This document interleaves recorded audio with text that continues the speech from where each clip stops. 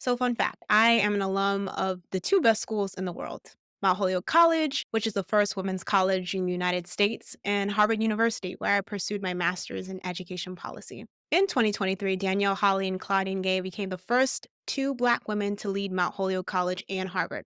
I can't lie. I was ecstatic to say that I'm an alum of these two institutions that challenged my thinking, introduced me to a lot of people, and helped me be the person that I am today. And even though I'm not an academic, I also had immense pride because I know to attain that high position does not come without hard work and sacrifice. But yet, no matter what position you hold, it doesn't exempt you from misogynoir. This week, Claudine Gay resigned due to allegations of plagiarism and also the fallout from last month's congressional testimony related to the war in Israel and Gaza. To say that I'm shocked would be a lie, but I am disappointed. I've heard a lot of opinions about this topic, but here at Edu-Take, I really want to unpack the layers behind her resignation and talk about this cultural war that's shaping the landscape. If you're someone who's interested in the broader workings of the American education system and you yourself believe in equity in education, make sure to please subscribe and hit the like button to spread the word. In the United States, higher education has a rich history dating back to the colonial era, where its primary function was to educate clergy and instill religious values. And over time, it's evolved into centers for knowledge, personal growth, and research. The Morrill Act gave states land to create colleges that focused on practical subjects like farming, science, and engineering. And this meant that more people, white people, could access college that was affordable. But it's also important to remember that this land that was given to the states was often taken away from indigenous peoples, which is a complicated and serious part of history. So after World War II, thanks to the GI Bill, it offered a lot of educational opportunities to veterans. And that resulted in a significant growth of colleges and universities. But much of higher education's history was also marked by exclusionary practices, where you had people of color facing substantial barriers to access and opportunity. And it wasn't until the 1960s and 1970s that brought a lot of changes to higher education, primarily driven by the Civil Rights Movement. So you see key legislation from this era like the Civil Rights Act of 1964 and the Voting Rights Act of 1965 that demanded desegregation and equal opportunities in higher education. And at that same time, you see a surge in student activism, where you see protests against the Vietnam War, and also pushes for civil rights and women's rights. In 1965, the Higher Education Act was passed, and that expanded access with federal funding, including Pell Grants, and it also expanded community colleges. Additionally, affirmative action policies were supported in the landmark 1978 Supreme Court case, Regents of the University of California versus Bakke. So all these changes have significantly shaped the landscape of higher education that we see today. But all that progress over the past 6 decades has faced a lot of challenges. Just last year, the Supreme Court ended affirmative action in college admissions, ultimately banning the use of race as a factor in college decisions. This is a great day for America. We're going back to all merit-based, and that's the way it should be. It is about being blind to history, being blind to data, being blind to empirical evidence about disparity. And this raised a lot of concerns about what is the potential impact of DEI in higher education. When I think about the recent attacks happening in our K-12 schools and higher education, I attribute a lot of the blame to Chris Rufo. For those who don't know, he is a conservative activist who is largely responsible for the GOP fear-mongering language around critical race theory and DEI, and has also worked with Ron DeSantis on initiatives like the Stop Woke Act and attempts to hold conversations and teachings to our kids related to race, gender, sex, and class. I think what's the most disturbing about this man is he is so emboldened to detail his plans on the internet as if he's like Mojo Jojo in attempts to demoralize his enemies. Now, if that ain't white nationalism, I don't know what is. Suddenly, the illusion of white power is beginning to crumble. And in an interview for his book release, he details his inspiration to abolish DEI by utilizing Marxist ideology. They couldn't make a revolutionary society. They couldn't smash the status quo through violence. But what they could do as they lowered their ambitions was pass their ideologies through the universities, through the K through 12 education system, through the organs of mass media.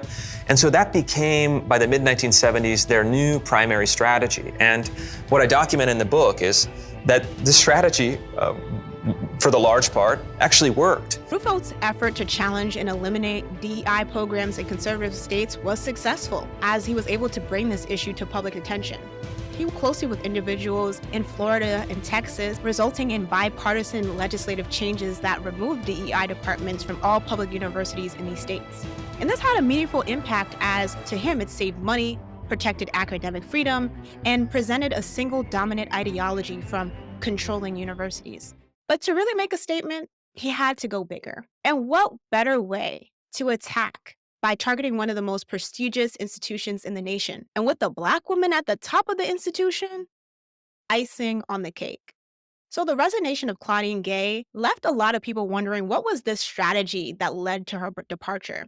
And I say it was based on three main strategies. The first was about controlling the story or the narrative. So you had people like Christopher Russo, Christopher Burnett, and Aaron Cerberium leading the charge. The second strategy involved money, because you have a lot of wealthy supporters at Harvard like a Bill Ackman putting pressure on the university. And then the third strategy was political, with Harvard alum Elise Stefanik making a big impact during the hearings with Claudine Gay. And it was on December 5th that Gay, alongside presidents at MIT and UPenn, tested before the Republican-led House Committee on Education and the Workforce.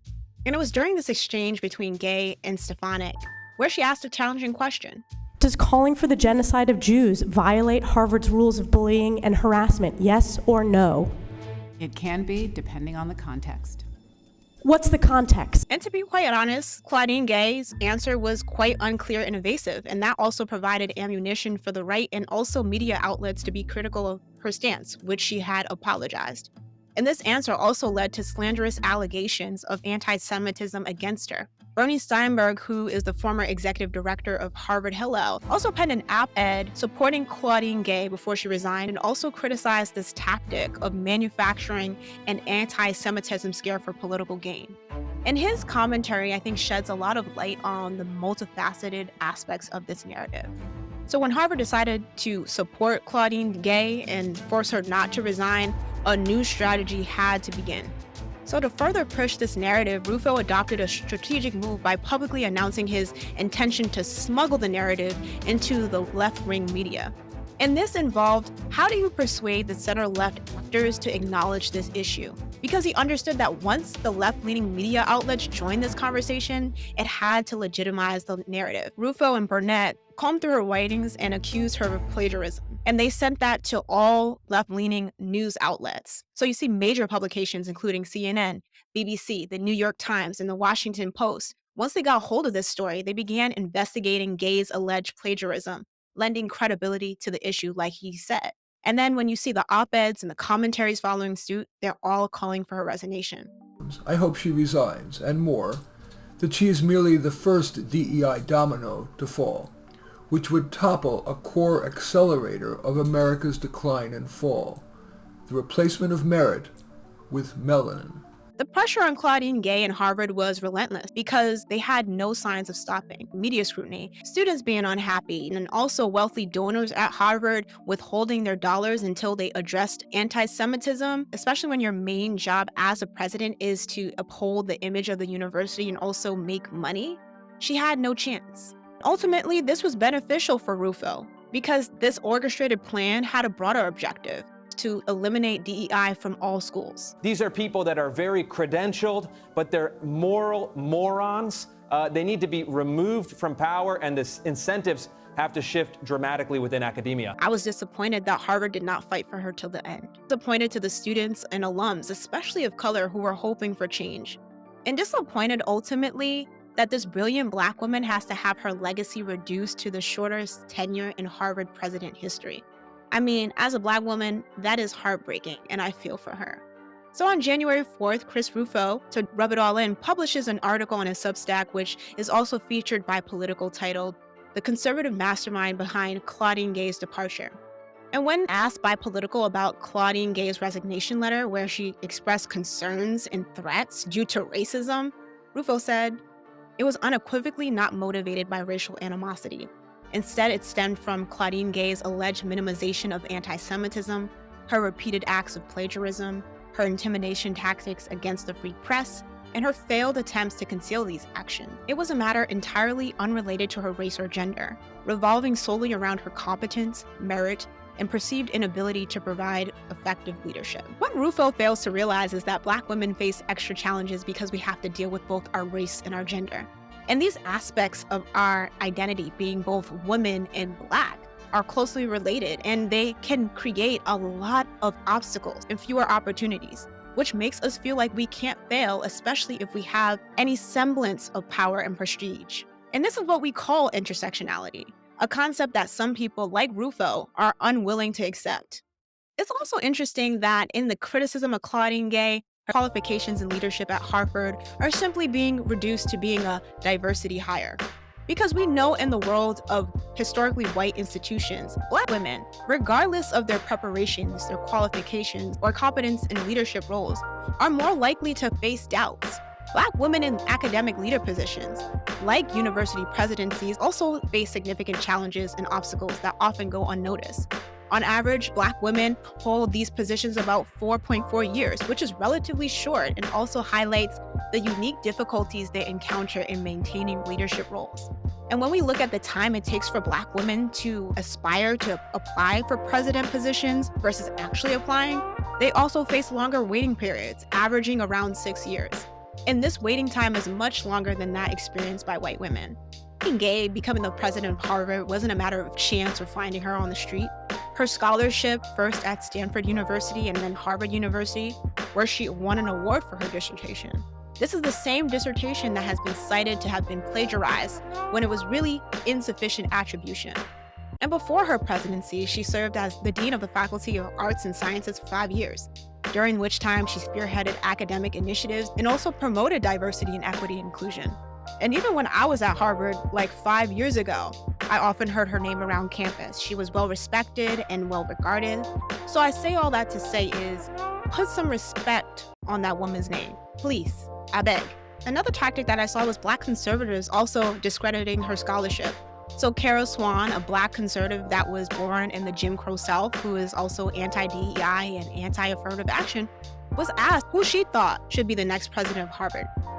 And so they have done nothing, and they will look for another DEI person to stick in that slot. If they want to redeem Harvard University, they need to find the best qualified candidate, even if it is a middle-aged white man. Kimberly Crenshaw coined the term the colorblind hustle, or the hustle, to describe how conservative groups opposing affirmative action recruit prominent Black individuals to advocate for race-neutral policies, which ends up hurting and subverting efforts towards diversity, equity, inclusion. And in the clip that we just saw, she embraces the hustle by defending the very existing racial system and opposing affirmative action, despite having benefited from such policies herself. Mark Lamont Hill, the day of Claudine Gay's resignation, said that the next president of Harvard should be a Black woman.